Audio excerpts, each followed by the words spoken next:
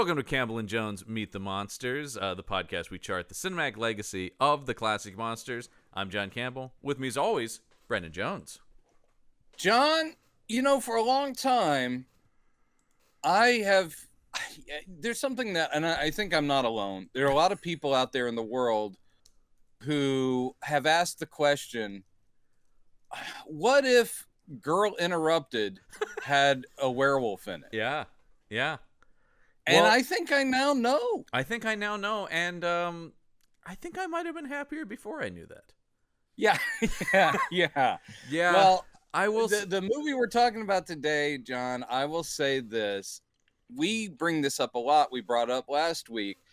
It is just about the wheat and the chaff when you're doing this kind of a deep dive into a particular genre. And something like this, which isn't terrible at all. No. It just, by comparison, you're sitting there going like, this is better than a lot of the crap we've watched. However, you also have to work your critic brain in and go, Well, the other thing is, I thought you were going to say also the other problem is, by comparison, this is much worse than the previous movie, which we were big fans of, because we are talking about Ginger Snaps 2: Unleashed, which should tell you right off the bat, we're in trouble, because that's a very generic sequel-y title. And this took something, my overall reaction to this took something very clever and made it very generic. Fine, competent, decent, couple of good things in it. Yes. But it turned it into a pretty stock horror movie. With enough indie movie touches to both, again, make it slightly different. Yes, but also, I wish they had gone harder in that direction, though. Yeah, but also annoy, because a couple of them are so indie movie precious that I was like, ooh, this writing. But anyway, yeah, you're absolutely right. The original we both enjoyed, really, because it was doing the Buffy thing. Yep.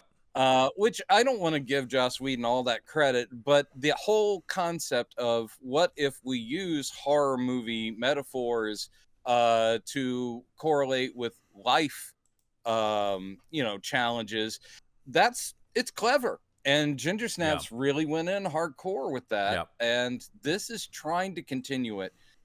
But you know what the vibe I got when I finished this was, I would sum this up as Halloween 2. Yeah, very much so. Halloween 2 is not bad. No, it's Halloween totally 2's watchable. got some good stuff in it. Absolutely. But the at the end of the day, when you finish watching it, you go, this didn't need to happen at all. No. This didn't need to happen. Ginger Snaps 2. I'd love to hear the backstory on this, because you saw, in the notes that this one and the third one were literally shot back to back, but completely different directors and writers. Yeah, isn't that interesting? So who's sitting there going like, okay, you're the team who's going to do Ginger Snaps 2. You're the team that's going to do Ginger Snaps back. Okay, great, and go film. Mm-hmm. How does that work? Anyway. Yeah. No, I don't fully understand that either. So, it is strange. It's probably the production company, or maybe the original creator was like, well, I don't want to make them, but you go ahead and do these. Yeah, because this isn't, the people who made this are not the same people who made the first movie. No. But we do get our two main actresses back. One of them very briefly in this one, and I think has a bigger part in the other one, which also further adds to the interesting thing that they were shot simultaneously. Yeah. Because so this is Ginger Snaps 2 Unleashed. Let's start with the poster's more generic. Yeah, it is. And it makes me go, and I think I now know, I remember liking Ginger Snaps when I saw it the first time. I liked it again when we watched it, and I thought, why didn't I never watch the sequels? And now I'm looking at the thing here, and I'm going, oh, probably because I saw this and went, oh, God. Because it looks like dimension film. Yeah, exactly. It's very much this is very 2004, which is when this came out. Yeah, it does look like every other thing that came out that time. And while it does do a couple more interesting things, and I do like it more than a lot of stuff we watch, the poster kind of fits in that this is more generic in its presentation. It is more of trying to be a horror film and going for scares, as opposed to the first movie's so clever and so smart. This one, once again, it's all basic competence. Like I said, it's my main criticisms of this movie are more to do with the come down from the first movie than, as you're talking about, this is still like way better than something like a piece of shit like Wolves of Wall Street or something like that. Oh man, yeah, when you're comparing that, it is just sort of like, this is. Well, I would watch this any day of the week. A big thing is there's a basic competence to the filmmaking and the writing, and I think really continues to be the acting is a real strong suit. Well, we had both, I believe. We both came down on the side of, I think Catherine Isabel, she was kind of a flavor of the month. I mean, she's continued to work. Oh, absolutely.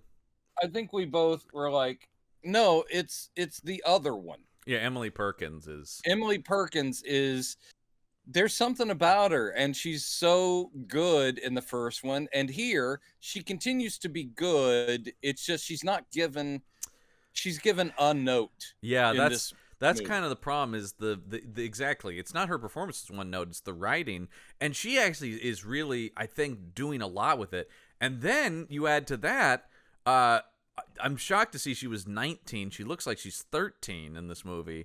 Tatiana she's 19, at least when it came out. I'm sitting there looking at her going like, baby Tatiana Maslany. Yeah. I thought she was like 12 or 13. No. She's got braces on. I mean, maybe that was all intentional, but blonde. They do definitely dress her down, but yeah, this is 2004. She was born in 85, so she's 19 at least when it came out. I think they did film it 2002, 2003, but still, that would have been she was 18. Right, and yeah. Wow. Yeah, I mean, like I said, they definitely do a lot to dress her down. The braces add a lot to that. They put her in sort of more little girl clothes. They tie her hair back into that ponytail, but she is super. I mean, she's a smaller woman anyway, and I think always seems dyed kind of like blonde. White blonde. Yeah, I'm gonna say I don't think it takes much to make Tatiana Maslany girlish. She's really good in this, but her character is the thing that was just grating on me. Oh god. Oh god, yeah. There's a good idea there, and of course they're trying to be cute and clever because they're working in a Little Red Riding Hood thing with grandma and all this stuff. I'm like, I get it. Yeah. But if you want to make an indie film character who's going to be eccentric, pick one thing. But they have her doing like narration of her life, and she's doing weird cutout comic book stuff. She speaks in weird philosophical terms. I'm like, no, you're making her so eccentric, and so unique that she's not real. You just never buy her as real for a second. I'm so glad she, because like we said, she is very talented.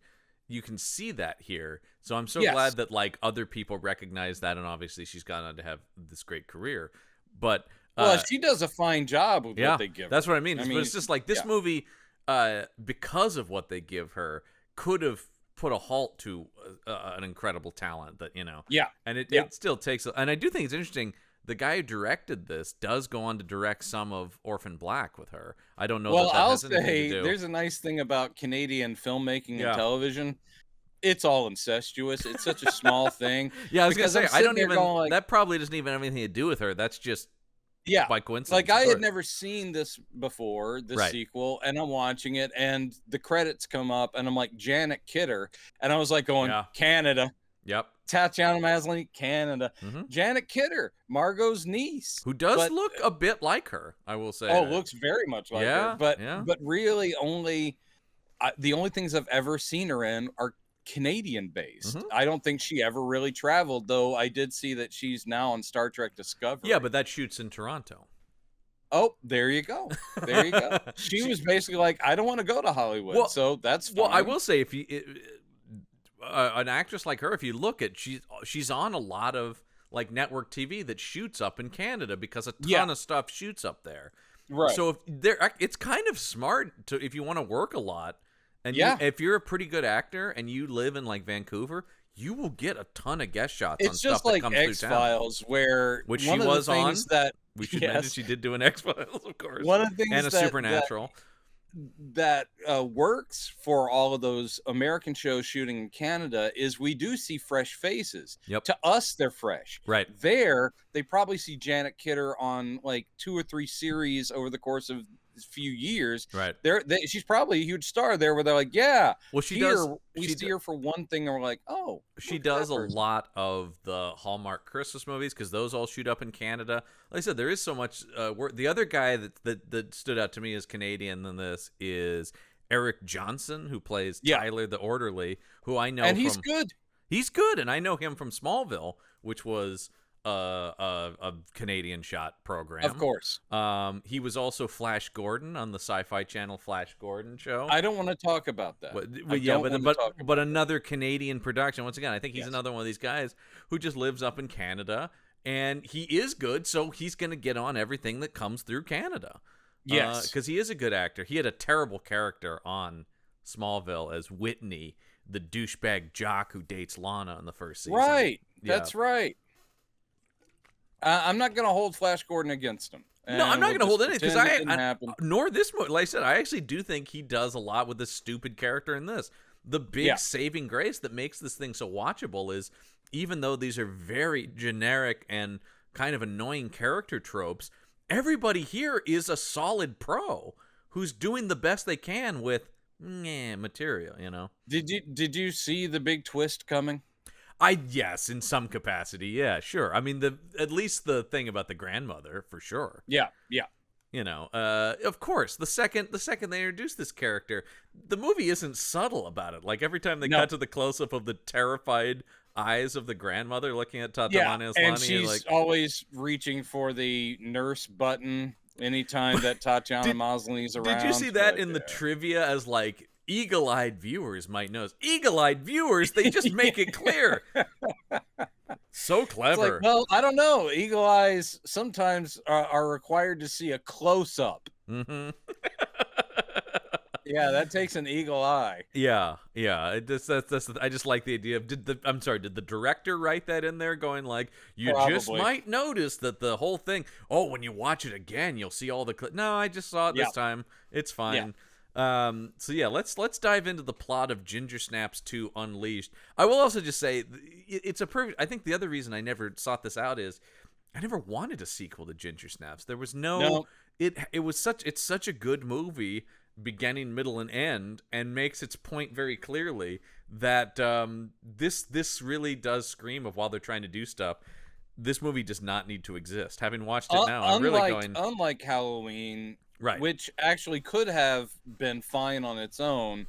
There is something that could suggest a sequel. There is a lingering thing in that movie, of course, which is the famous shot where he's gone. And so it's like... Right, but in the case of this, you're absolutely right. It's like you could have just ended it there. And unless you have something new to add, and this one basically just says, the first one was all about young women coming of age, and we're tying it into werewolf lycanthropy. Yep. I wasn't going to say werewolfism. I was like, I'm not going to go back to Universal. Well, werewolfery.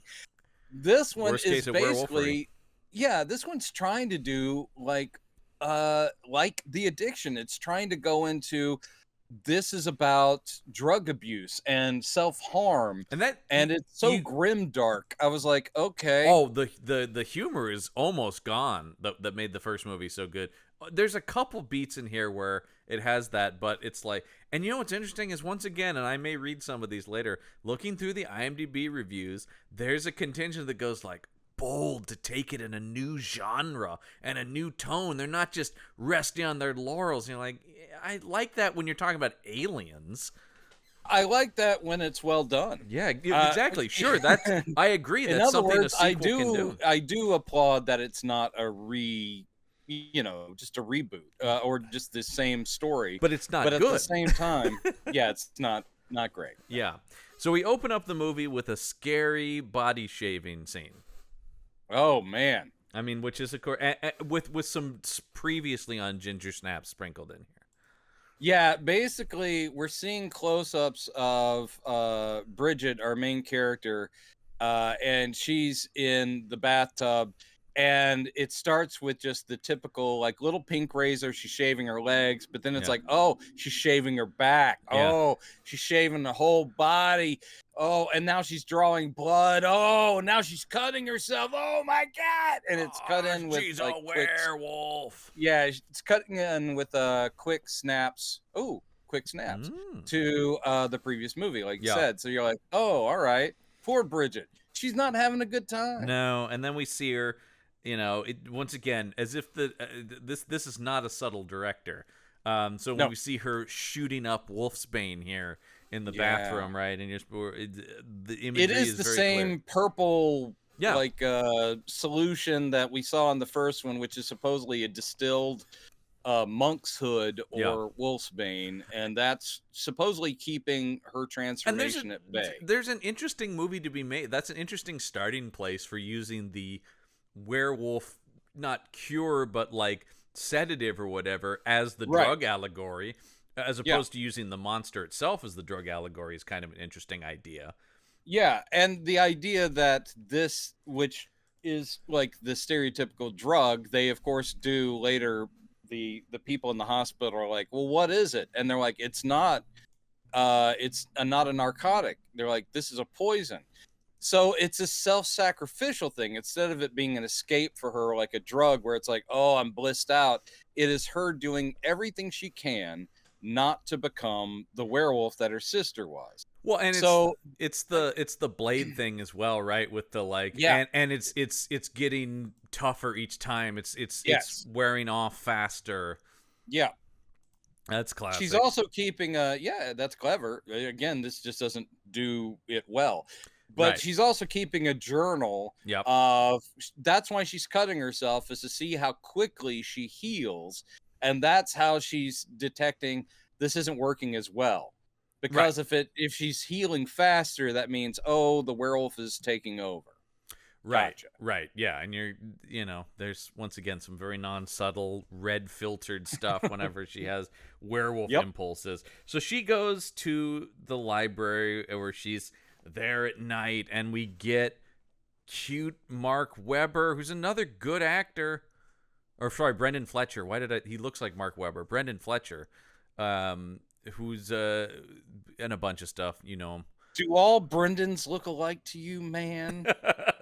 That we all look like Mark Webber. Yeah, Mark Webber is they're another Canadian actor. This guy is fine. He's good. His character's in and out. He's in and out. He's a guy I've seen in a bunch of other stuff. So he did play Kilgrave on Superman and Lois. Speaking of Canadian shows, and he was just in The Last of Us, and he was on Joe Pickett, also shot in Canada. So good for him. Yeah, no, good actor. That's why I clocked him, because he's in and out. But I'm like, oh, I know this guy.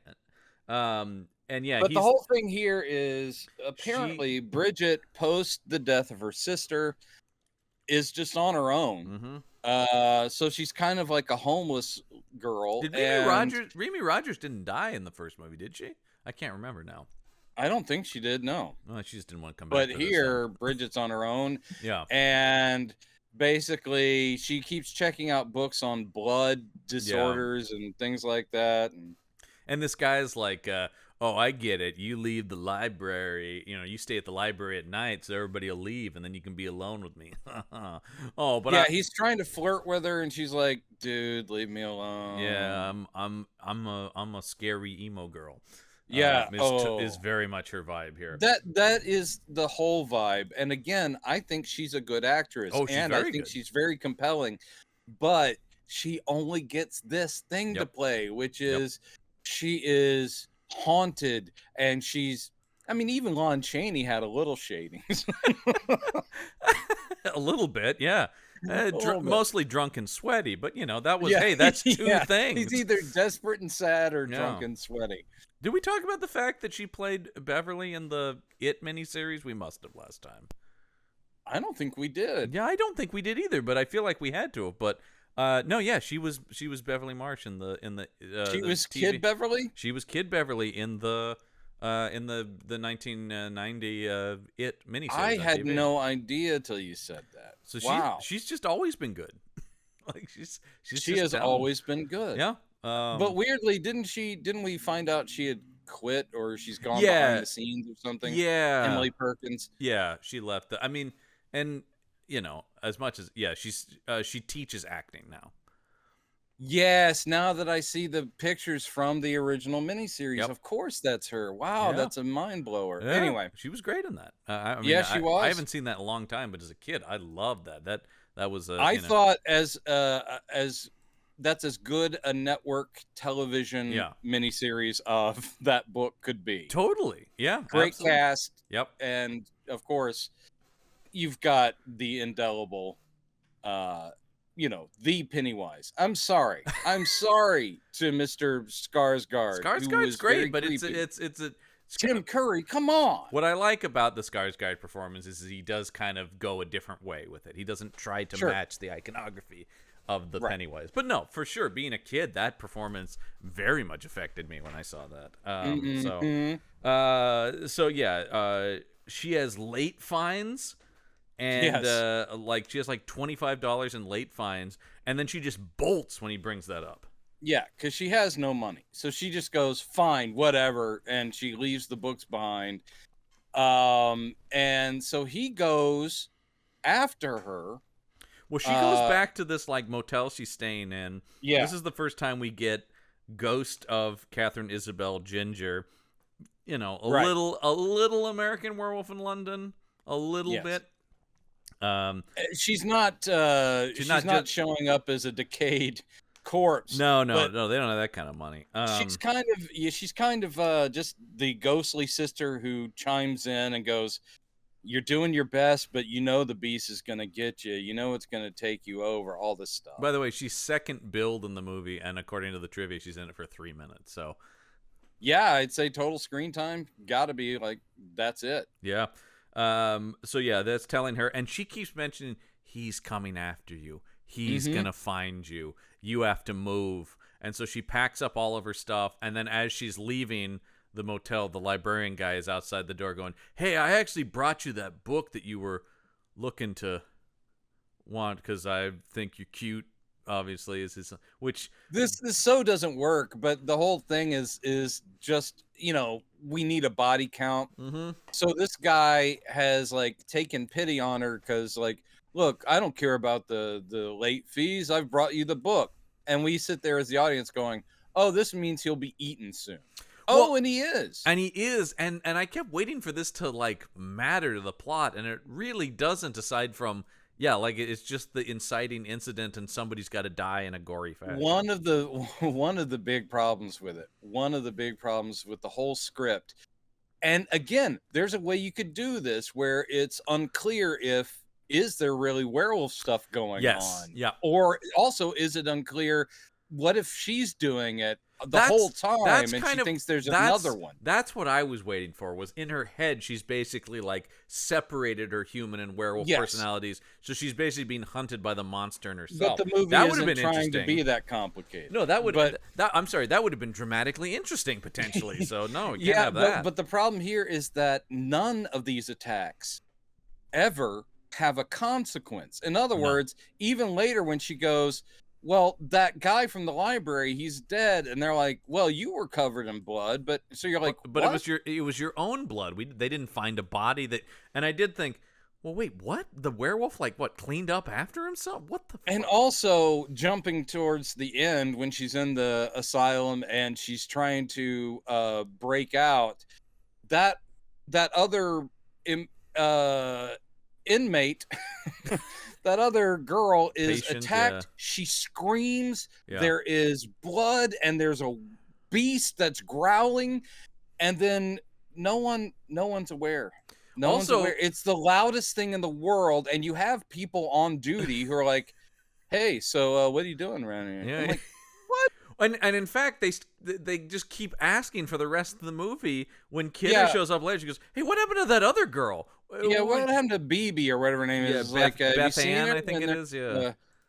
And she went somewhere, and you're like, what the fuck? Yeah, are these imaginary? Also, yeah, I know that's the thing I thought they were for a while. I guess I was giving the movie too much credit. Thinking they were asking us to question the reality of what we're seeing in some capacity. But I'm no, thinking the same thing the not whole time. really. And in fact, No. I still don't, by the end of the movie, I don't understand what's happening. What? Especially Who is the also, other werewolf? I know, and that is introduced so early because we do have Catherine Isabel as the ghost of the sister, or just the mental image Yeah. going, he's coming. So that's building up an expectation. We Yeah. never find out who he is. I was Who's waiting he? for it to be either the library guy was going to end up being the werewolf, or I thought there would be a reveal that it would be an important character or something. The orderly Nope. is the werewolf. I mean, that would have been too obvious, but I thought the orderly was kind of meant to be the red herring of the guy who's the werewolf. Yeah. No, none of it. It's just a We werewolf. never find out who that other werewolf is. No, it's just we a never wolf. do. And that has no bear. It's not a thing. It's not a thread that continues from the first The movie. only reason they go he is just for the later bit, which is, the disturbing thought, and it's well done because she delivers it well. Good actress. She tells Ghost, she goes, it wants to mate with me. Yeah. And she just does it so deadpan. It's like, yeah, that's disturbing. There's a good movie to be made in that too, like a sort of reluctant werewolf being pursued by potentially the only other werewolf in the area as a mate is another thing to add on top of, not only do I not want to be a monster, but now this other monster wants me to be its mate. All this stuff is... I'm starting to lose control and start thinking, well, that would be a good thing. Yeah. So all of that's interesting, but we don't delve into it. We don't delve into almost anything in this much. By the end of the movie, I really was so disappointed by, like, the back half of this movie is mostly just teenage girls running around screaming from a monster. And you're just going like, man, that is just unfortunate. one twist, which we all kind of saw coming. Some variation of that twist we saw coming. And a pretty grim ending. Yeah. Which works, which is kind of like, I mean, it works not that's perfect. It works, but I'm going like, okay, well, if this was the movie we were watching, I kind of wish that this had been, like, set up better or some way. Because it is an interesting turn, but it doesn't... It works in isolation. In the movie itself, it doesn't work. Like, no, the whole idea of the little girl being the architect of a lot of this, and then going, and now I have a pet werewolf, and all of my enemies better watch out. And you're like, what? And it's the thing that surprises me. How did this wrap up Bridget's story? No, it doesn't at all. I mean, that's the thing too. Is it's like Bridget's story kind of just gets overshadowed by Ghost's story at a certain point in this, right? And it starts to become like you can feel the writers going like, yeah, we're kind of more interested in this character actually, because she gets more of the. She doesn't even get an arc because it's just they're just hiding her deal from us and implying there's something mysterious about her. Yeah. But then the thing that really baffles me is that the third movie doesn't continue this and is actually a prequel, because especially the idea that these were shot together, it feels like, wouldn't the next movie then be Little Girl and Her Pet Werewolf? No, we're gonna go back in time. Yeah. I don't know. They may have been sitting there thinking, well, don't worry about it, we'll do a fourth that'll pick up Bridget's I wouldn't be surprised if that was the case, but the money did not happen. Well, these were not nearly as embraced as the first one, not even close. Nope. And I totally even people see that. Kind to them, they're like, and I've seen some reviews saying that the third one's supposedly amazing, or the best of the sequels. Well, I mean, who knows if that's going to be the case, but I could certainly see it being better, because at least it's like its own thing being set in the past, right? Yeah. So who knows? Anyway, I've never seen it either, so we'll get to that. So yes, she's in the car with this librarian guy. He gets ripped apart by a werewolf. Blood is spraying everywhere, and then she passes out and wakes up in the mental hospital that is the main setting for the movie. Oh, we should also point out, I do like one of the, I mean, it's weak, but we don't have a good reason for this guy coming to find her other than he thinks she's cute. Yeah. But library guy goes there, and when she opens the door to her hotel room, he sees the syringes on the floor, and she's in the throes of some sort of reaction, and he's like, are you okay? So I did like that this guy, who basically seems stalkery, is basically trying to help her right off the bat. And he does like, let's get you to a hospital. Exactly, yeah. But then, of course, he does immediately get eaten by a And then, like werewolf, we're saying, and she does end up in the hospital. I know, yeah, that's just A mental hospital. this guy, the director of this movie. I mean, this movie isn't like poorly directed. The fact this guy goes on to direct a lot of TV, it kind of seems about right. This is very, and not to be like, but it is TV quality, probably. You know, Yes, and it's we reasonably competent. we need to make it clear that we're talking about pre-streaming service television. And specifically Canadian television. Yes, because streaming service television suddenly became, this wonderful thing. Yeah. The golden age of TV.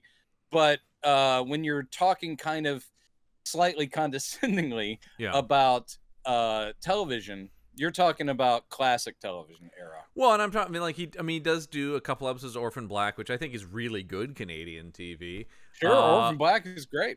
He does a bunch of Winona Earp though, which is once again I've never actually really watched it. I watched some of it. Yeah, that I think of as that's Sci-Fi Channel, which is often Canadian produced TV. The lead actress I like a lot, and she's good in it. She's on Star Trek now. Yep, and she's on Star Trek Strange New Worlds, yep, and she's also very funny on Letterkenny. Oh, right, Canadian sure, TV. yeah. She's also in a movie I love called Ready or Not, but she's not in this movie, unfortunately. So no, she's not. But a big shout out to all of our Canadian actors. And this guy, we should mention this guy who directed this movie was the editor of the first film. See, there you go. Yeah, so that's how you get a gig. Yeah. He also edited a bunch of the Saw movies, so that kind of makes sense. I mean, that's got to be some money there. I think this guy is clearly like he does a lot of horror stuff, and the movie it's fine. Like I really don't think it's on the directing so much. No, it really is about someone really needed to do a deep polish on the script. I'm putting the blame on, is it Megan Martin, who is the writer of this, and this is the first thing she wrote, and she's gone on to write it's a couple of other indie films and she wrote for that Kevin Bacon show The Following, which I did watch, which I liked. I never watched that. It was pretty good. And then she's writing on Animal Kingdom, which I've never watched because why are they making a cable series of that great Australian crime movie? I don't know. I don't know why they're doing that. Anyway, so not like a big name writer either. And it's just it's a first time screenwriter, so it kind of shows some of that. There's a lot of sort of just like there's so many ideas in it, and some of them are good, but then you sit there going again. You've got to pick your battles, and you have to make sure everything is fleshed out. It can't just be a barrage of ideas, none of which pay off. Right. And by the way, speaking of things that shouldn't exist, as long as you're talking about that, how about a TV movie from Canada that Janet Kidder is in called Cop and a Half New Recruit? Ooh. Cop and a Half got a spinoff. Yep. With Lou Diamond Phillips. I think we've threatened to cover it over on the Action Shelf. Holy Jesus. I'm pretty sure we threatened to do that if you... Holy Jesus. And that's Becky, the little girl cop. Oh, that is Lulu Wilson is Becky. Oh, she's great. I think you now have to watch it. Now I do. You have to watch it. She is great. I love Lulu Wilson. She is great. Fantastic. And I am so happy that my brother told me about those movies. Those movies are fantastic. I love those movies. Talk about really good, like indie horror thriller action sort of things. Really, really fun. Go watch those instead of this. But I also love Lou Diamond Phillips, but he is in a lot of crap. Well, I mean, come on. You take the jobs, man. You take the jobs, and the guy. You can't all be Tatiana Maslany being She-Hulk. By the way, when her character first shows up, she's wearing a green top and purple pants. And she's in the comic Where books. does my comic book mind go? I'm like, Hulk colors. She's wearing Hulk colors. And she's reading comics in the movie. Very shitty, non-real comics. That's very clear. None of this is clear. Man, do I hate movies where someone is going to read a comic, and of course they can't pay rights to DC or Marvel, so they have someone in the art department do a shitty ass comic that no one would look at. This even goes to Lost Boys. When they're looking at the Frog Brothers are like Vampires looking at the everywhere. vampire comics. Yeah. And I'm like, geez, man, call me. Even at that age, I could have done that's something that I love about when you have a real comic nerd like Kevin Smith, who in some indie film like Chasing Amy went and got real comic book artists to do the Blunt Man and Chronic comic, so it looks legit. So it looks like an actual comic. Because he's one of us going like, well, I want it to look real and like something people would actually want to read. Yeah. So, because I don't think it would cost much. You could probably find some decent artists who would do a couple pages. Especially if you're going to show a couple of pages tops. Yeah. 2 pages, drawn, inked, lettered, You can afford colored. that. You can afford someone decent to do that. Yep. All right. So, yeah, she wakes up in the hospital like we talked about. She's like, what happened to that guy who was with me? He got killed. Oh, they didn't find any body, and the only blood on her was her own, so... And once again, they're like, how long have you been, using drugs and hurting yourself? And the tough administrator, who's still sympathetic, is Janet Kidder, and playing a character named Alice. She's a recovered junkie herself, right? And it's just she's like, I've been where you are. I've heard it all. I've heard every excuse. You can't lie to me. I know what this is, Right, I mean, very much is.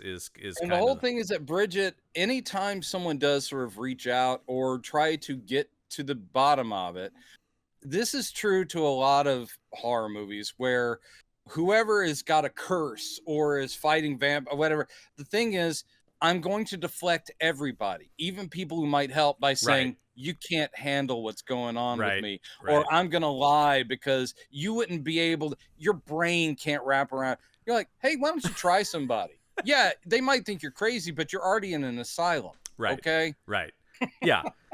No, and that's and the thing with this asylum is, due to budget cuts, they share this place, this old abandoned hospital. A bunch of it burned years ago. Yes. And I was also waiting for that to matter in any way other than just being a creepy. No, not really. Other than it has this abandoned section, but there's nothing scary in there necessarily. I did read in the notes that. And they didn't say specifically, but I'm sure they included that to explain the look of the place, because they really are shooting in a burned down, abandoned hospital. No, that makes sense. Yeah. But they share the place with not just this like sort of girl interrupted drug rehab / mental institution place, but also with long-term hospital patients, including this woman who's completely burned. And her granddaughter, who has nowhere else to go, so she lives there? That's the thing that, I mean, there is no explanation. Right. I mean, they do kind of give it lip service, but there's nothing this movie can do to convince anyone in the real world that no social service would have stepped in and rehoused with a foster family or something. There's some toss-off line about, well, they can't find a foster family, so we just let her live here. No, that's not a thing. Not even a thing. Not even in Canada is that a thing. Yeah. If this character is supposed to be like 12 or 13, and good Lord, I still can't believe that she like wasn't 17 or 18 at the youngest. But she looks, I mean, if nothing else, they sold me on that, because I thought I was looking at baby Tatiana. Yeah. But still, there's no way that this little girl named Ghost, again, indie movie tweeness. Oh, did you see in the trivia though that in the script she was called Newt? Oh, Jesus. I mean, and somebody had just go, you can't. You just you fucking can't do that. That's not okay. They mostly come at night. Yeah. Mostly. Yeah. Oh man. What superhero is that girl gonna play? No, I know she's retired, long retired from acting. But Carrie Henn. Carrie Henn. She does a lot of conventions though. She should. Yeah, I mean, she's an icon. And she should give entire talks about what it's like to have a character totally disrespected and wiped out. Oh boy. Good reason. Boy. Ooh, one of the greatest sins of many of Alien 3. Oh God, I hate that movie so much. Yep. All right, so yeah, she immediately tries to escape and is just like, oh, you want to keep me here? Forget that, and starts running off all around and trying to run upstairs. And this is where we get douchebag orderly played by Eric Johnson, who's we like get 2 orderlies, one that doesn't make much of an impression, and then handsome orderly douchebag guy. Yeah, having just been fired from Smallville or whatever. Eric Johnson. I'm not saying that, but I mean, I think they were like, we don't need this character, and anyone watching that show would have told you, we don't need preppy, high school quarterback guy to be rival for Lana's affection. No. That was just stupid. Lame character. So yeah, she runs, but there's nowhere to go, so they grab her and bring her back there. And this is where we go. The only real laugh in the movie is in this. I know exactly where you're going. It's legit funny, and I'm like, more of that, please, because this actually feels like one. This feels like the tone of the first movie. It does. There's a scene with it's one of the if you're doing young people in a mental hospital scene, and actually not just young people, because One Flew Over the Cuckoo's Nest. Sure. So it's a group encounter scene where it's all the young females in a circle in their chairs talking about their issues, and there's the therapist lady who's very understanding, and someone goes on about, I am writing again in my journal and I feel like I'm blah, blah, and the other tough chicks are like, dude, shut her up, man, she always goes on blah blah blah. And then the therapist is like, what about you, Bridget? You want to share? And then Bridget's like going, sure. Here's the thing, and I feel bad for Emily Perkins because she's being asked to do, this is a cheesy cliche where she's like going, fine. It's all about this rebellious thing where she goes, well, here's the thing. I grow hair all over my body. I can smell anything, anywhere. And half the time I'm just trying to think about what people's flesh tastes like and blood. And of course, that's freaking everyone out. Yeah. And the therapist, that cuts to her with her notepad, and she has written lesbian ? And that underlines it like 3 times. Legit good joke. It's a legit good joke. This woman's the young lady's talking about, I am full on werewolf, but the therapist has written lesbian. That is funny, and that's the last you're gonna get of that. Well, so I hope you enjoyed it. Well, and that's the thing where it's like, as much as it's like the only real laugh in the movie, I also think you should cut it because it doesn't fit the tone of anything else. There's that. It's such a broad joke. Yes. Man. Unless you're going to continue along those lines. And actually, this therapist, we only see one more time. Yeah. I think. And that's during the really uncomfortable. It's supposed to be like oh, boy. I was happy that eventually you realize, of course, this is she's having a hallucination. Dude, talk about things I want cut, though. Number one, or at least cut down, this goes on forever. There's a scene later in the movie where all the inmate girls are on these like mats, and I guess it's like a meditation exercise. I think that's a guided meditation that the therapist is doing. But then she starts going like, "Go ahead, find your spot and enjoy yourself and do this. Let yourself go." So they're all masturbating under their clothes on these mats, and then she's like going a while. For a while, and then it's like, and now think about blood and how good it tastes and all that kind of thing. And this is where we're finally like, oh, I get it. Bridget is hallucinating, right? And she screams, because when she pulls her hands out of her pants, it's a werewolf hand. And she screams, and everyone in the meditation class looks at her like, oh, man, she's a freak. Oh, yeah, because what I love is even in the mental institution, there are still popular mean girls. Because you see that later, too, when she saves Ghost from being, bullied by these girls. Yeah. And you're like, okay, once again, everybody here is like, but there's still the popular mean girls are all addicts and emotionally disturbed, but they're still cool somehow. That's such a weird take where it's like, okay, once again, there's no turn on it. There's no like, oh, what's the equivalent of a popular thing and a thing where everyone is disturbed or damned? No, it's just, it defaults back to standard teen they've just tropes. Transposed high school to this hospital. Right. So yeah, Ghost overhears the Janet Kidder and some scientist guy there talking about, oh, we did an analysis on Bridget's blood, and there were no narcotics in it. The only thing we found was this stuff that she also had a vial on her of this purple stuff, and this is where they talk about it is the wolfsbane that isn't a narcotic, it's a poison. And they're like, and technically she should be dead from shooting this up. Anyone would die. So anyway, Janet Kidder's character's like, man, I've never heard of that, but apparently she's worked up a taste for it, and she's kind of worked up an immunity to it. Yeah, I just love this idea. I guess I haven't heard of that. Yeah. I mean, and she writes, she's so, like, I would have so many questions and want to talk to her, and she's just like, hey, man, I guess these kids will do anything. Anyway, Yeah, it is kind of like that. Like, aren't you? Kids today are crazy, aren't they? Aren't you a medical professional of some kind? And you're just like, I don't know, man. Crazy kids, am I right? Anyway, let's get her back in group. It's like this would be so bizarre. You would think they'd have like a psychologist who would just focus on her at this point, going like, we've never seen anyone doing this before. She doesn't fit the standard addict profile. It's just what we're talking about. Nothing, even the interesting ideas are not followed up on. Right. They're just stacked. So therefore nothing lands, and you go, wait, follow that thread, and they're not going to. Sorry. Nope. And everything is so stylized in in this world of the hospital, right, and actually in the world of this movie, that at no point do you have an emotional hook. It's all up to the actors. And yes, Tatiana Maslany works on you're not quite sure what her deal is, but you're fascinated.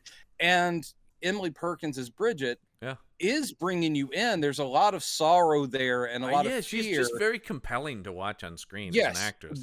But then you're also sitting there going like, but the words you're given, the dialogue you're given is not helping you. No, it's really... And it should help you. This continues to let these kids down at every turn. Oh, these poor young actors who are just here to do the work. Yeah, so anyway, it's lights out, it's after dark. We get handsome orderly guy who shows up going, hey, I can get you your stuff, baby. I got the hookup. But his big thing is he says, but I get to choose where to inject you.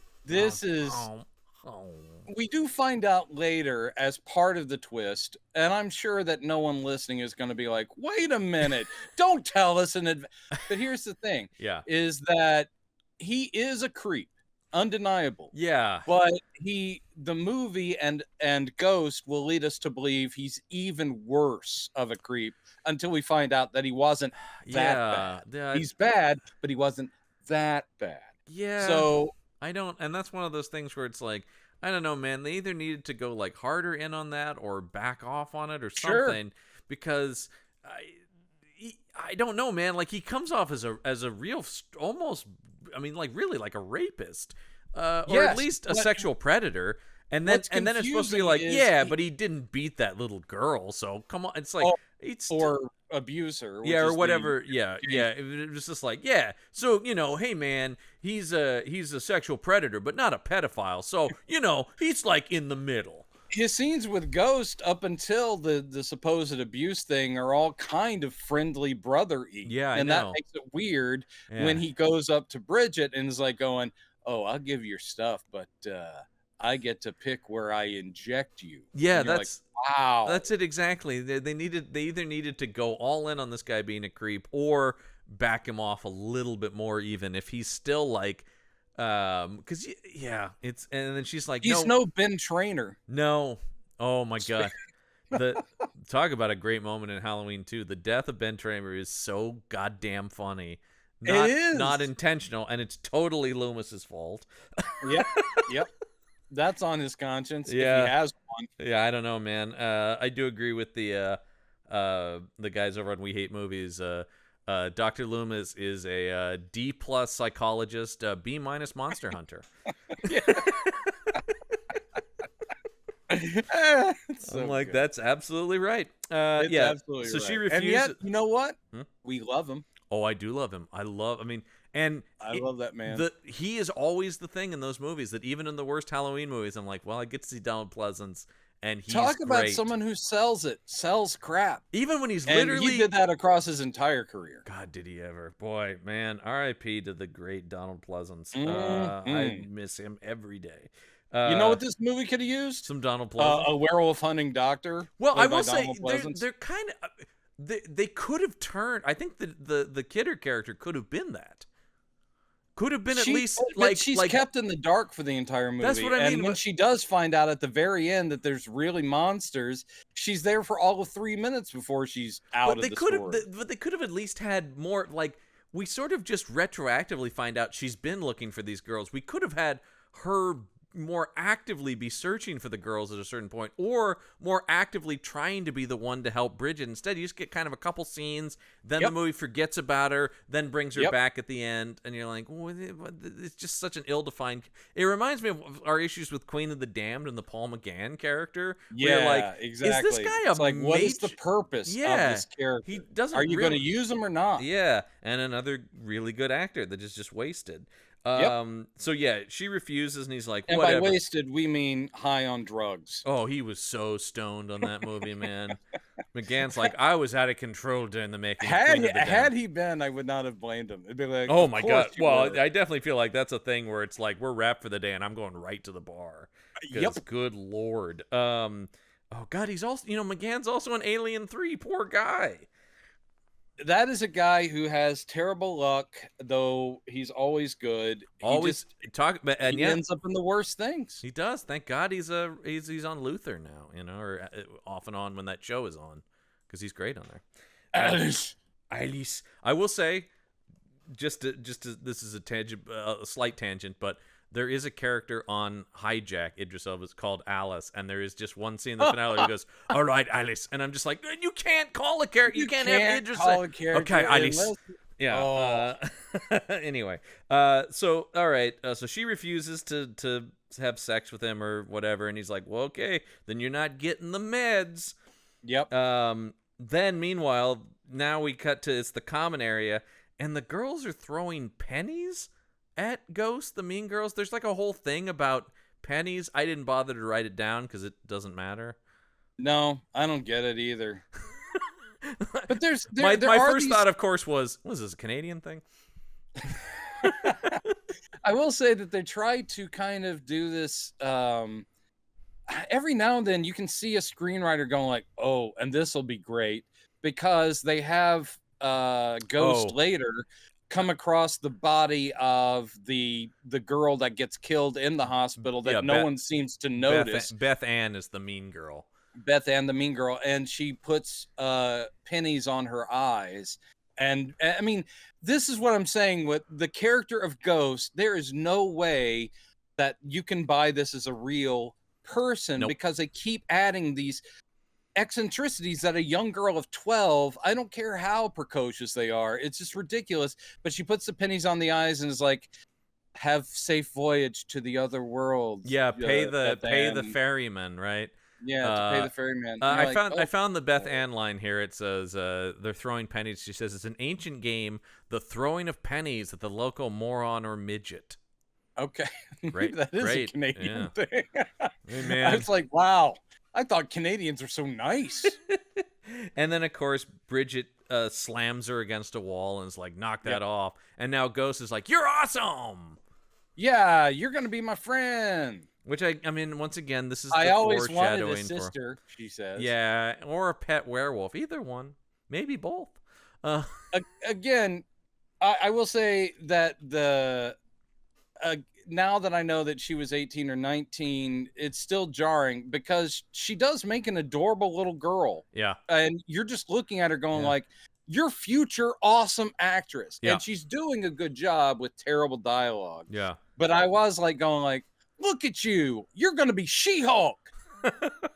Well, she's going to get to do so much more awesome stuff. I know. But I mean, she's She-Hulk. She's fucking amazing in Perry Mason. And of course, I mean, Orphan Black. Tatiana Maslany is one of the greatest actors of her. Well, Orphan Black alone shows. I know. In one show, she can and does do anything. 14 characters. Yeah, she can do anything.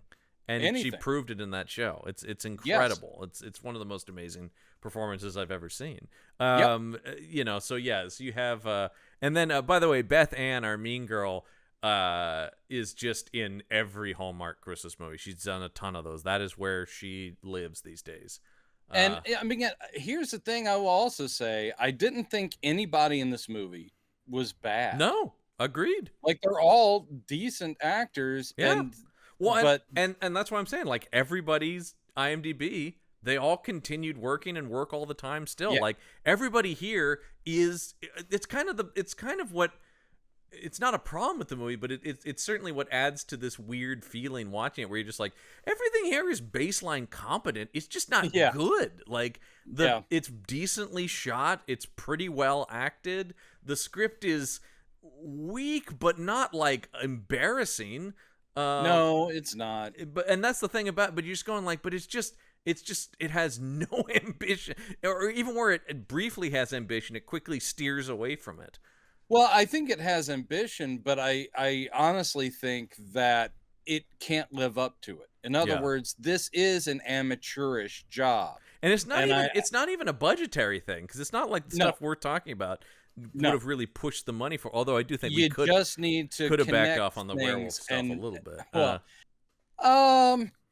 you know, they do the smart thing like the first one did. We don't see a lot of it, and it I guess looks I'm pretty talking good. It does. I think it suffers more in the third act when they try to action it up a bit. Yeah, and when they do that weird whatever Bridget's becoming, Yeah. that's some weird makeup. Very, very weird. I don't. It took poor once again. 7 hours they said it took to put that on her. Holy mackerel! I can't even imagine that. Good lord. So Well, and that was before probably. I mean, it is definitely before. There was no chance of her sitting there with like an iPad Nope. watching a movie. Nope. Or 2 or 3. Nope. Oh, good lord. Jesus. Yeah. So so yeah, Ghost is thanking her for saving her, and then notices, hey, what's up with your ear? It's a wolf's ear.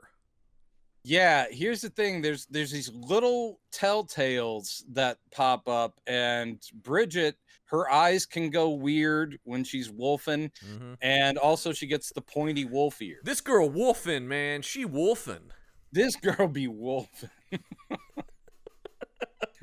We have just been canceled. That's it? What's that? Oh, yeah, we can't do the show anymore, I just heard. But that was it, and we're very sorry. We're very sorry. But yeah, no, yeah, so she goes into the bathroom and cuts off the sort of wolf, pointed tip of the ear. She slices that off.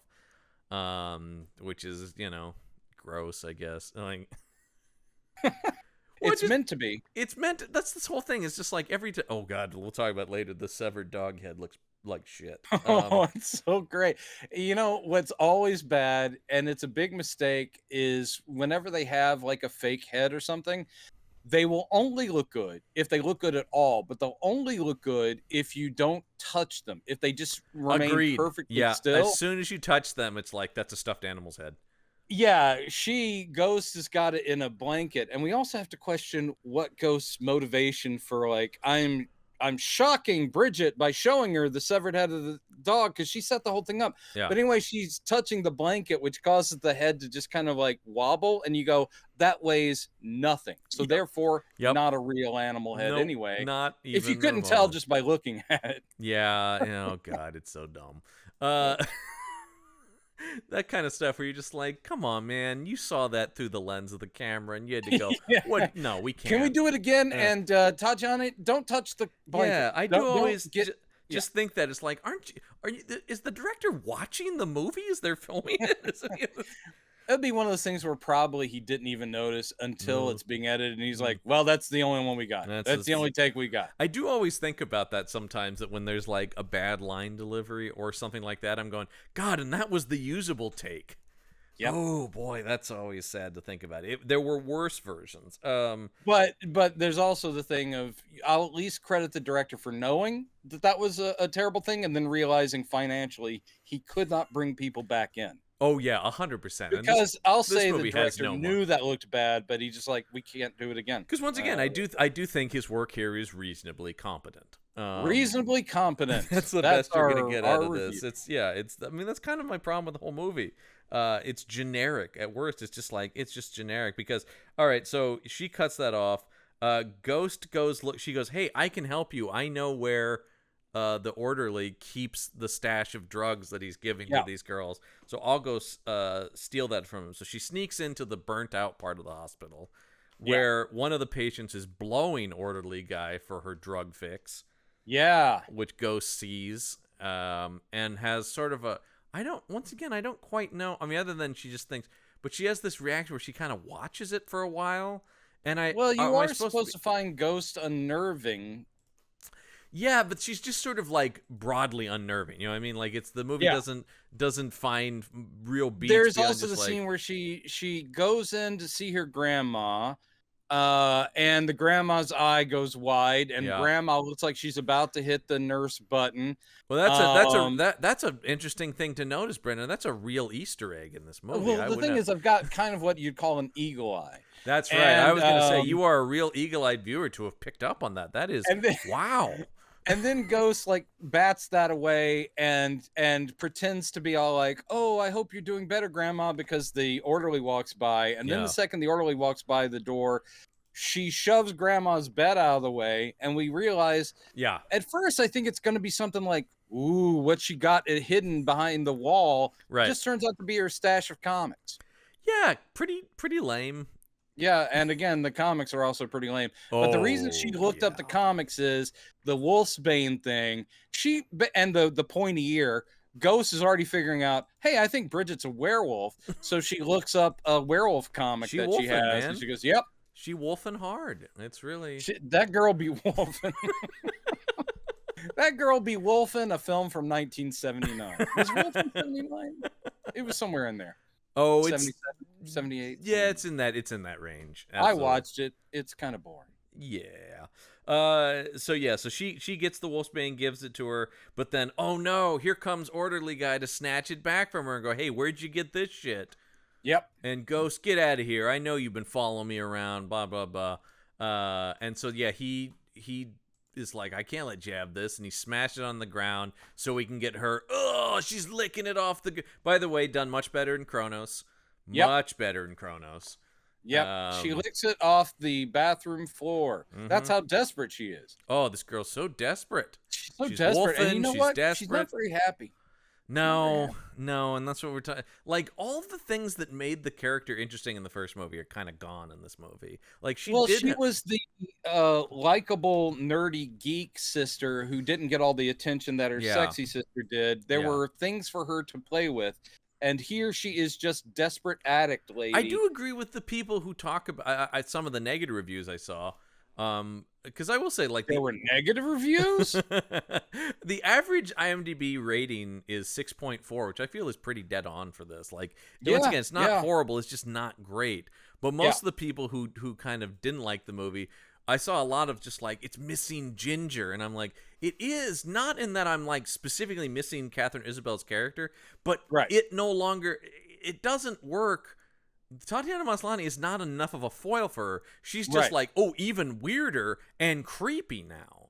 She needs someone to play off of. To tell you the truth, I will say that the entire hospital setting was a mistake.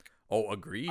I think that what would have been better is if they had put her in an incredibly normal situation, like a foster family, like Becky kind of did. Yeah, foster family. Yeah, and like you could almost get good people, and she's actually trying to protect them from herself. That could have been interesting. Could have done but that. Again, that's not what they did. Oh no, they really they really decided against being interesting in a lot of ways. They did decide this would be Girl Interrupted. Or the other thing I was thinking about was Dream Warriors. Oh sure, of course. But the thing that works about Dream Warriors, and maybe that could have worked about this. Another way to go. Fight Freddy. Well, yes, I do think this movie really could have used Freddy. But no, is making the patients individual interesting characters unto themselves, which this movie doesn't give a shit about. Doesn't. That could have if the whole movie, I think if you're going to set it in the mental hospital, set the whole movie there and make it about she's trying to protect the individual patients who she could come to know. Do that. Yeah, but then they escape but at a certain point they escape the hospital, and then the whole climax becomes about the grandmother's house, and and the wolf outside. Is that meant to be like a little Red Riding Hood thing? Once again, like everything in the movie, kind of. Yeah, I mean the whole grandma and and the little girl. Yeah. They're trying to at least wink at it, and And it's just not also, well I'm done. going to go ahead and recommend a better indie movie, which is, was it Freeway with Kiefer Freeway. Sutherland? Yeah, There's a better, if you want a weird, like, horror take on Little Red Riding Hood, watch that. That's a very weird movie. it's a very weird movie, but it was one of the ones where I that was one of the first wake up calls of how good Reese Witherspoon was. She's It was great like, in that. wow, And talk about a guy, I mean, Kiefer in that Kiefer movie Sutherland goes all fucking out, and goes for it in that. He is wild in that film, and I really enjoy that you know bizarre what? film. He's kind of creepy in it. Him? I can't I- imagine. I didn't like him in Could it. he play more creepy roles where he's kind of scary or unhinged? I think you're on to he something. might be. I also think you're on something. Well, that's a given. You know me. I've got to shoot that wolf's vein into my I wolf's know. bane into my veins. Give me that monk's hood. Yeah, come on, I right need there. it. I need There it. we go. Yeah, well, because this is where we see. This is also the first time we see her. I do actually, once again, because I think Eric Johnson's a good actor. When she sniffs him, and he just plays a very realistic. Did Yeah. you just sniff me? Yeah, he goes, "What's that about?" That's and she's seen. It's all this red filtered, ripped apart bodies. She's And when he injects her, we should say, Yeah. because it well, he goes doesn't for inject the her here because disturbing thing. he smashes it here. Yeah, And this is where she licks it off the floor, which will come back later where it's like, oh, I can't drink it. That won't work. I have to shoot it into my veins. These are the rules, folks. yeah, and she basically tells Ghost, who's willing to be her helper, and is like, I need syringes and stuff like that. But when Orderly is injecting her, we don't see this, which is, hey, restraint. But basically, movie? he's picked where he's going to inject, Yeah. and you hear him go, "Oh, you shave." Ugh, God. Yeah, it ties in with the whole that she shaves everywhere, Ugh, and she's going, God. ugh, and then she is leaning in and smelling him while he's Yeah. doing the injection thing. Yeah, and then once again he's like, what is that about? And she just goes, oh, I just have a really good sense of smell. Yeah, I just can really smell things well.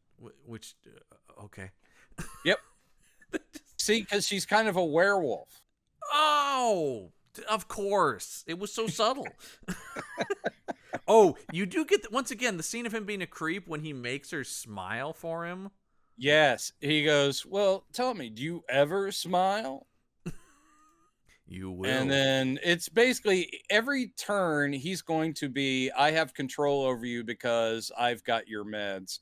So I'm going to be able to inject where I want, and you're going to smile for me. And It's that's all... the smile thing is also just the classic like misogynist. How about a Yeah. smile, honey?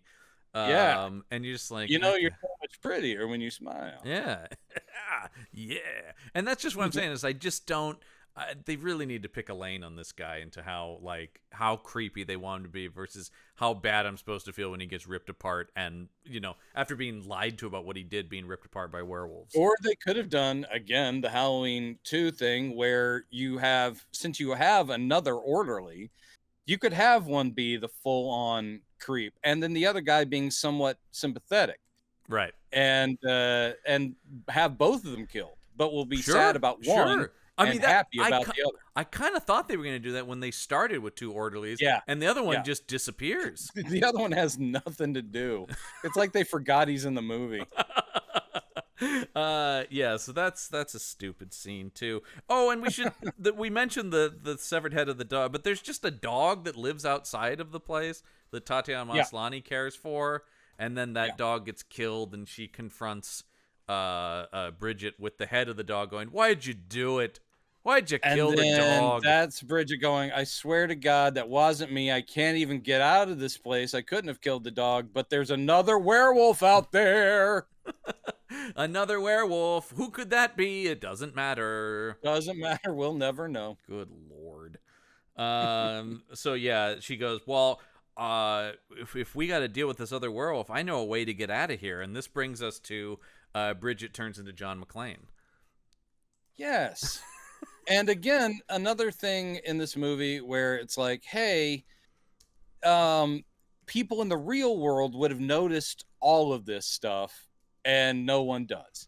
Nope. Because she's banging through the air vents And she even peeks through vents and looks at some of the people, and they see her. Yep. And no alarm goes up at any point. Hi, Bridget. Hi, Bridget. How you doing? Yeah. You escaping? Yeah. Cool. That's cool. That's cool. That's cool. Yeah. If you see the mean girl downstairs, just point the other werewolf at her. He'll take care of her. Well, because they go downstairs into the burnt out part of the hospital. She's banging the orderly guy for her cocaine or whatever. Yep. I think she says take a bump, and she's certainly acting like she's on cocaine. So yeah. Whatever. And then there's a fucking werewolf down there. There's a fucking werewolf down there, and it chases them around. This is what I'm talking about, where it gets very just like werewolf. This movie also is very guilty of the something Roger Ebert always brought up about bad horror movies, where the whole third act is basically just people yelling each other's names. Yeah. Bridget, yes. Ghost. Bridget, Ghost. Ghost. Yeah. Help me, werewolf. Yeah, that kind of, I do that is something that also irks me. And it just was driving me crazy. Not just that, which is the easiest writing you can do, but essentially it is the thing of like, people in this institution would have heard all of well, because when these two escape, because they escape outside and steal a car and drive off, Janet Kidder is going like, she thinks all three of them escaped together.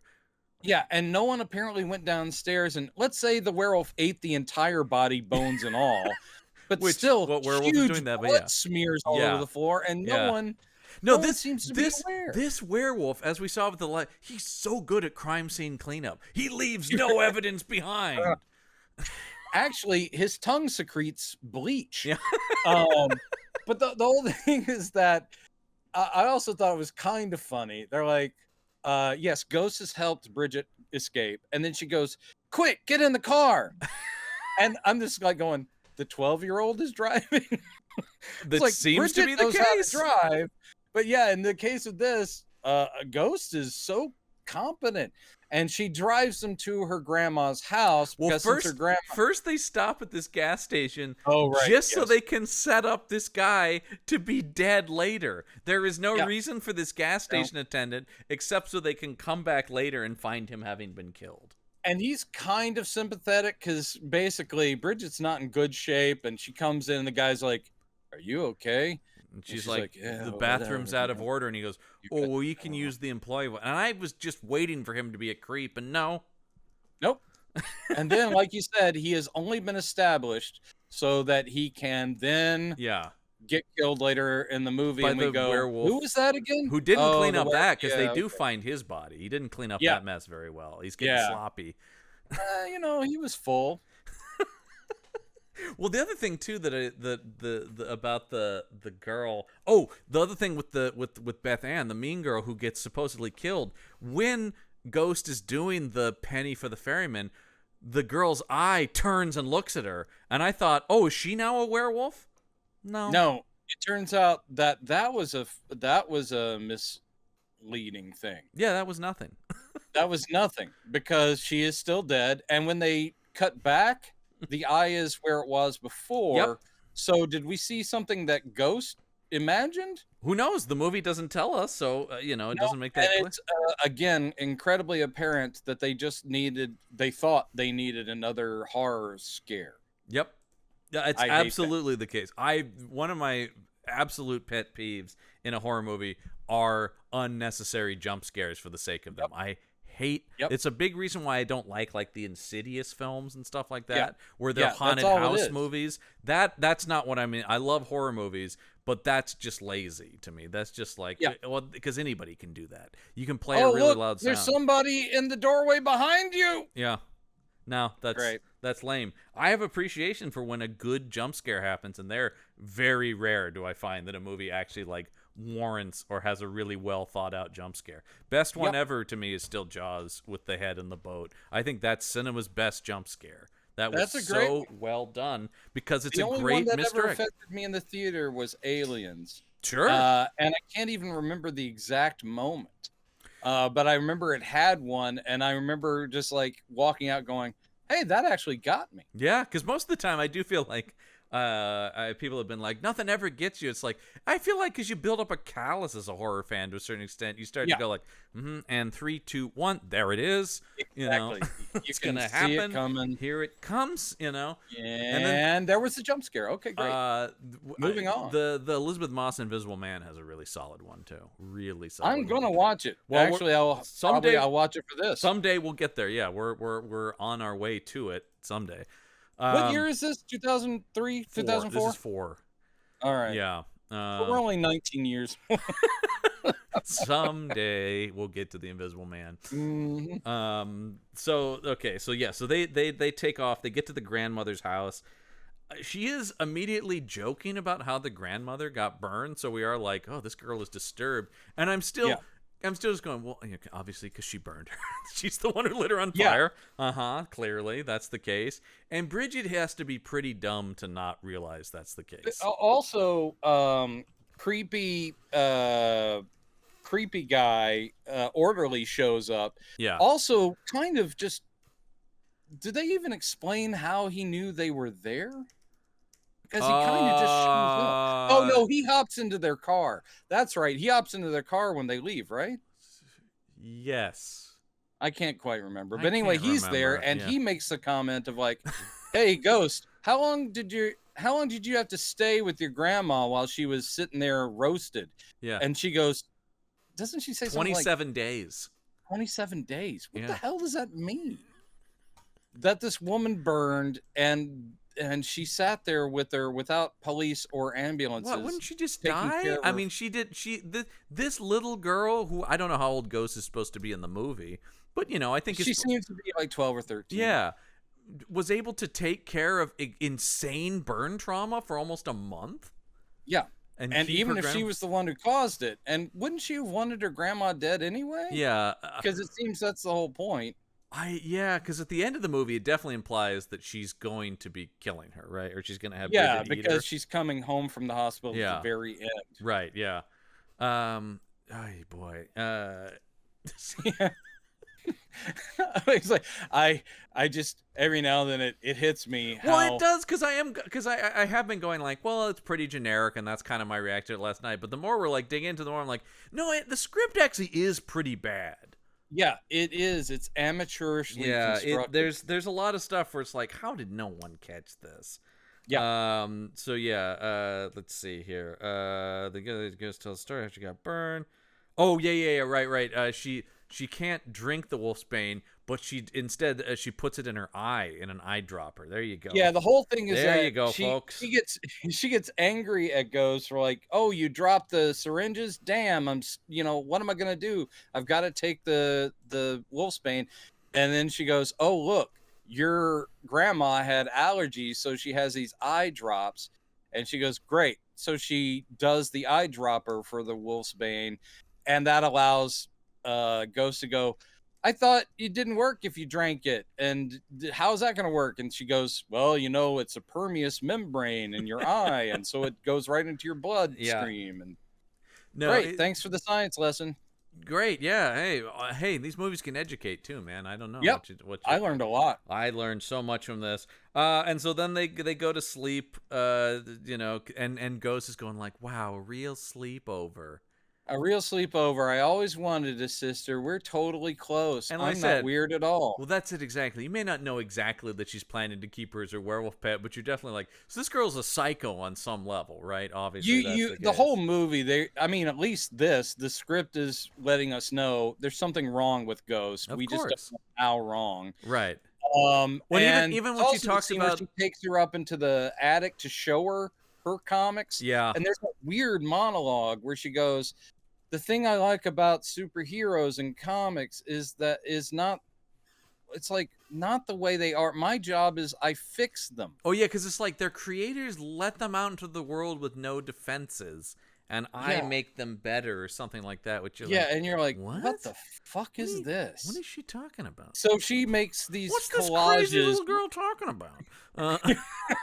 So she basically makes her own superheroes out of existing and she's comics. Made one of Bridget as this badass wolf lady. Wolf lady with like a muscular wolf body and Yeah, stuff and like she goes, that. "Is that supposed to be me?" And she goes, "Yes." And she also made one of Grandma that has no pain receivers or whatever, no nerves, so that she Yeah, won't I made feel. this with my grandma, and she doesn't have a nerve ending, so she doesn't feel pain anymore.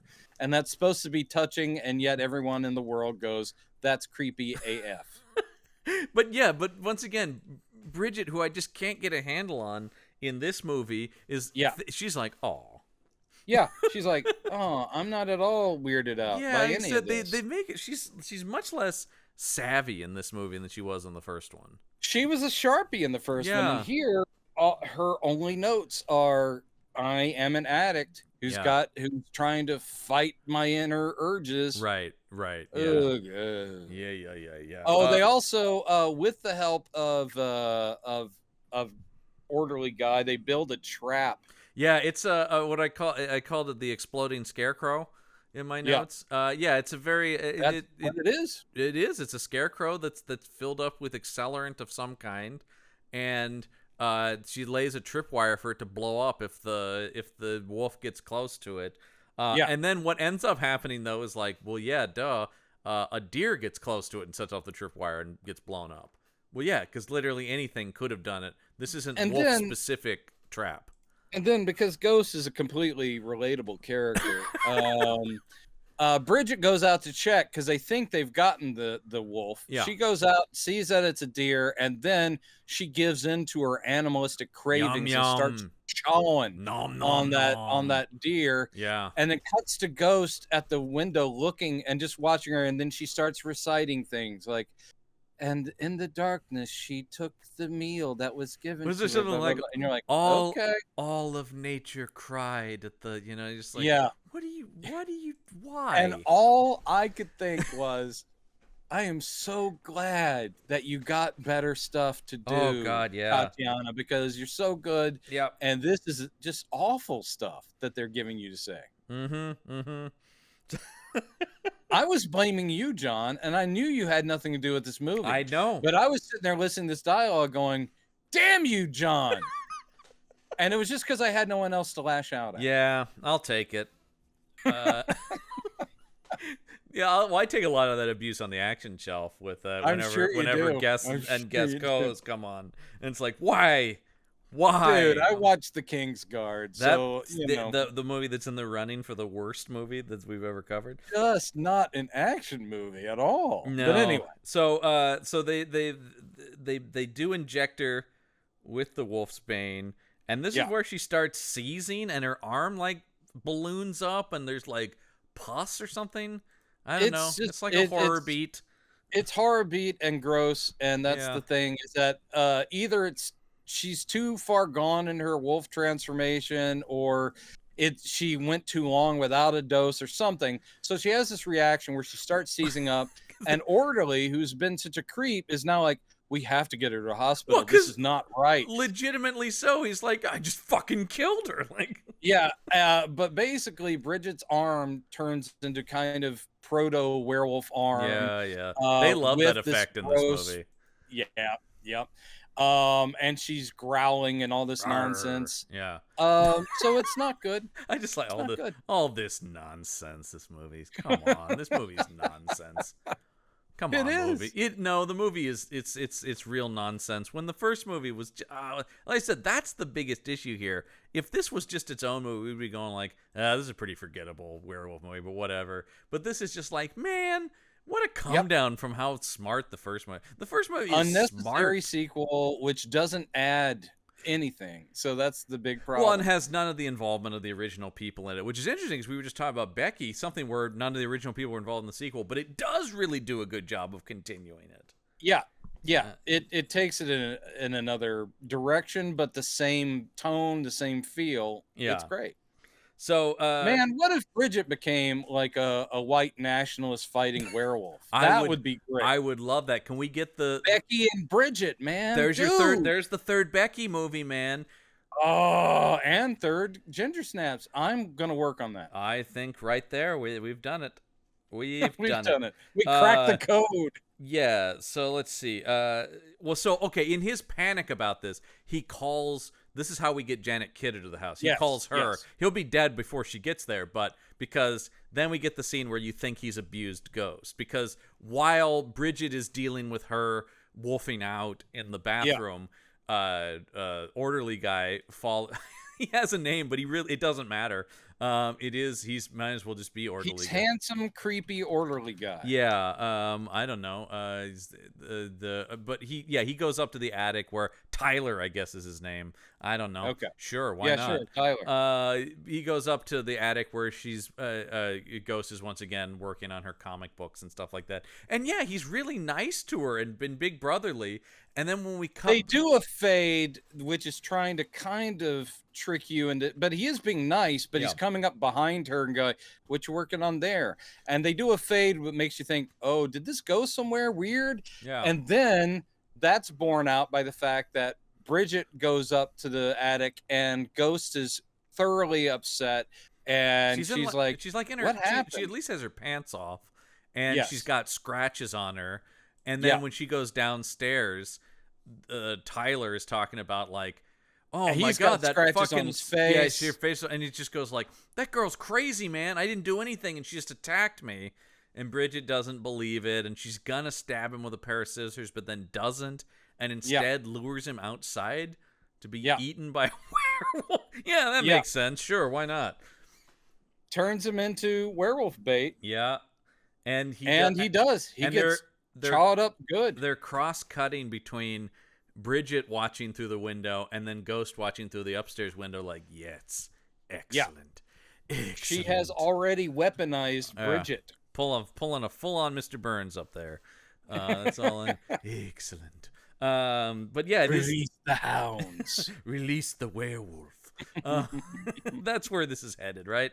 It is where that's what they're implying. Yeah.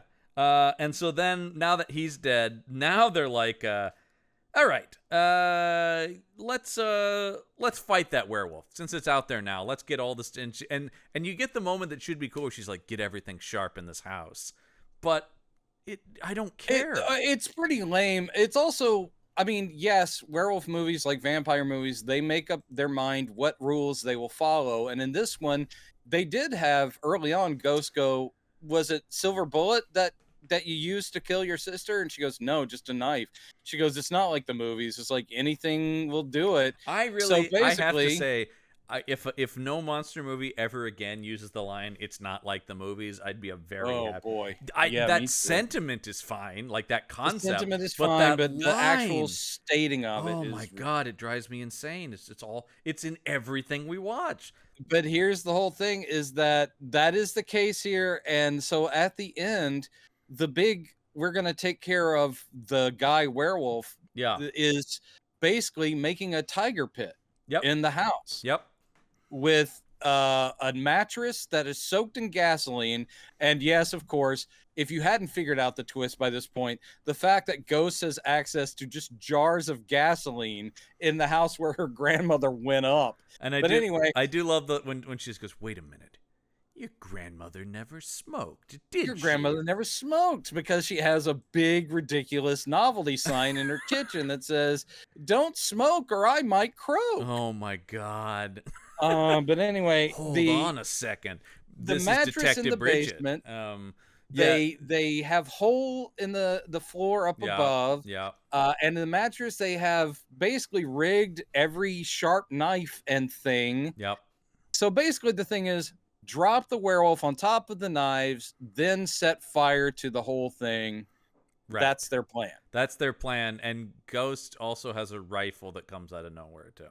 Yeah, where did you get that? Well, and she's laughing when she goes, Grandma always liked to shoot at rabbits. Oh, yeah. That's what that is. Okay. And they're just like, okay, well, we've never set that up.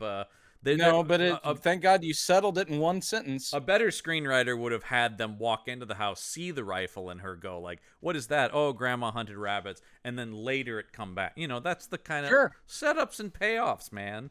Sure. Maybe Ghost has a rabbit fur coat, and she goes, Grandma made it for me. Yeah. Because she shot rabbits. Look at that. Look at that. You could have seeded it 2-3 times, as we're saying. Amen, brother. Yeah, because the bit here is she's set up with the rifle at the top of the stairs up to the attic.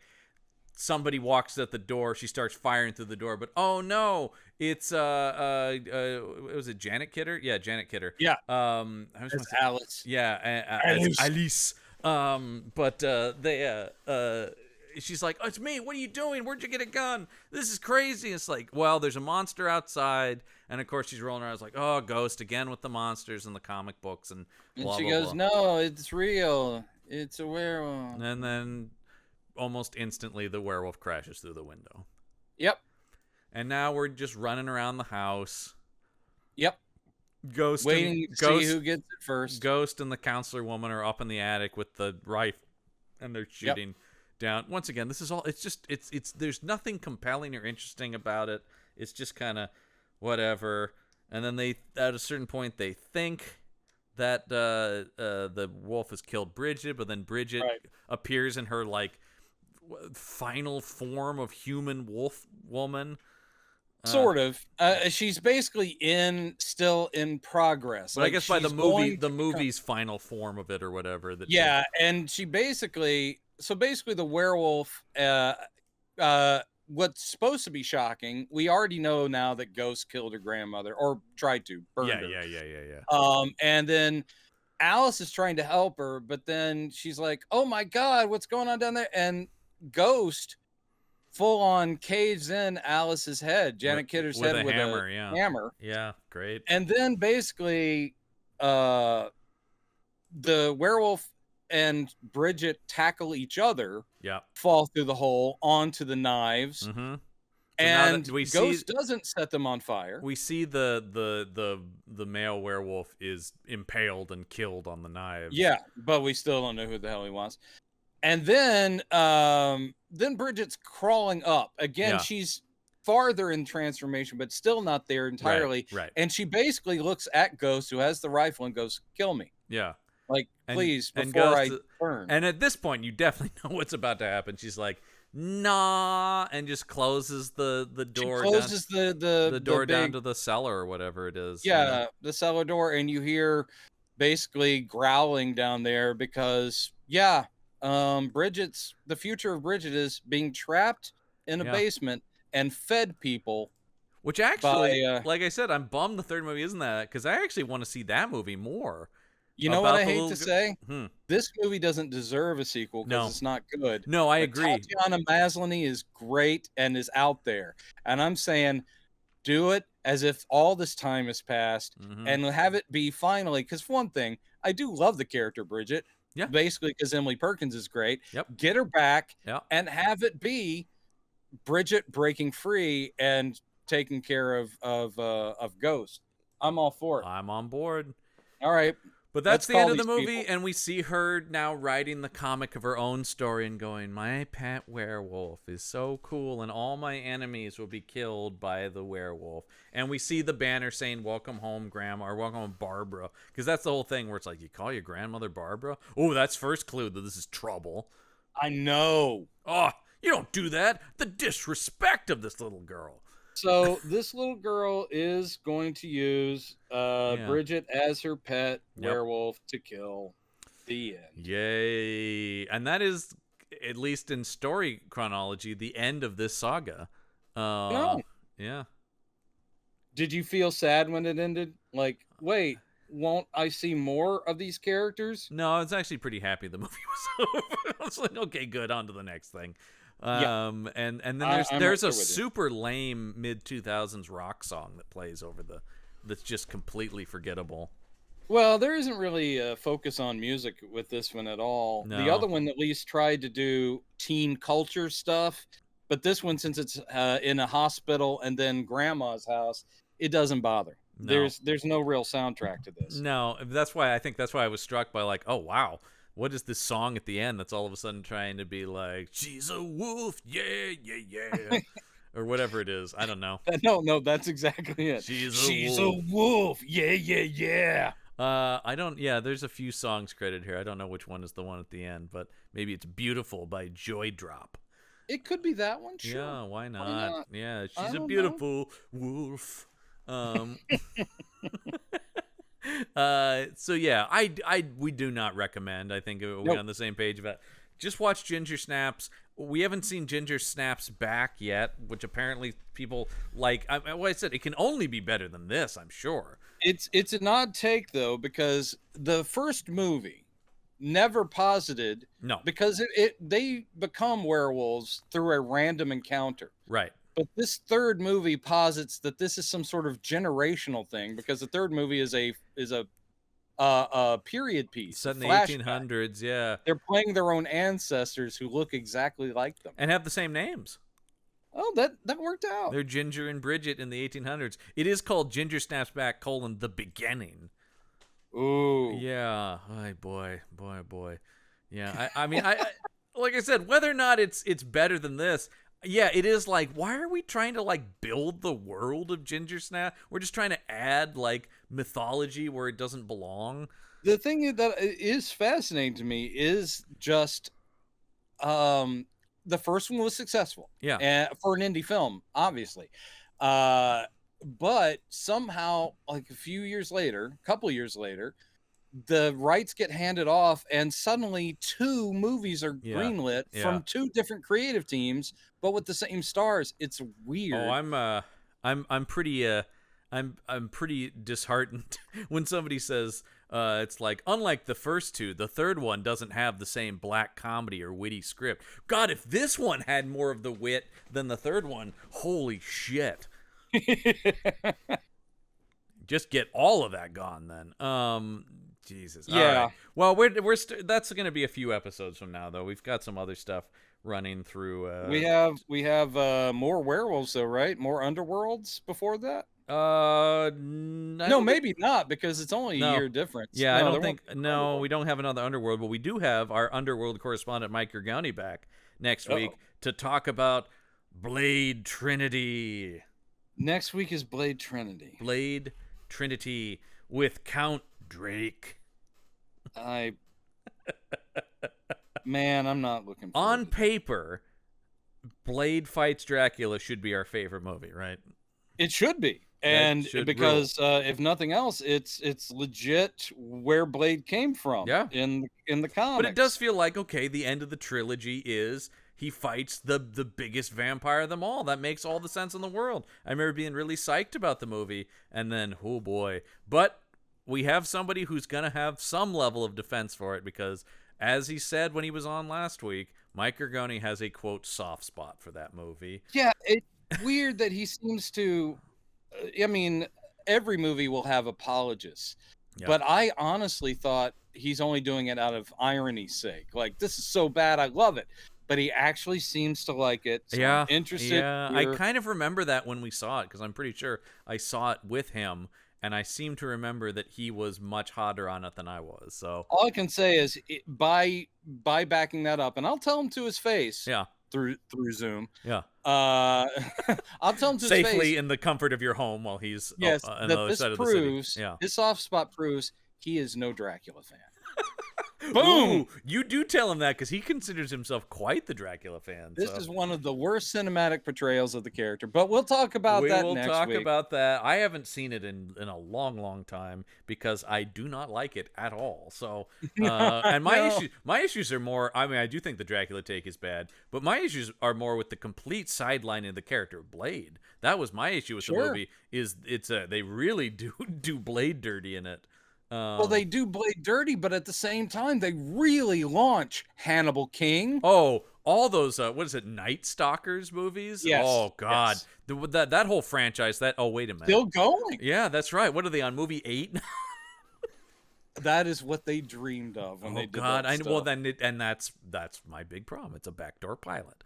Yes, it is. But, and written and directed by David S. Goyer. So we'll be able to talk about all of that next week on the show with Mike Gergoni back with us. But that is going to do it for this week's episode of Campbell and Jones Meet the Monsters. I'm John Campbell. I'm Brendan Jones. And remember, there are such things as monsters. And the worst part of Ginger Snaps is that it constantly makes me hungry for cookies.